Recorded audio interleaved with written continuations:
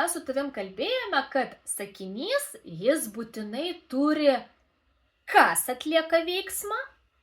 Va tos veikėjas, veiksnys, arba mes vadiname jį subject. Subjektas, ane? Kas atlieka veiksmą? Na, kas, pavyzdžiui, gali atlikti veiksmą? I, you, Ugnė, Simonas. Taigi kažkoks žmogus. Gali būti ir nebūtinai žmogus. Atsimeni, pavyzdžiui, kaip mes sakėme su tavim, Vilnius yra Lietuvos sostinė. Sakėme, Vilnius is the capital of what?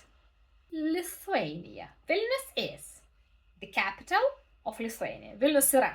Tai kas čia atlieka veiksmą?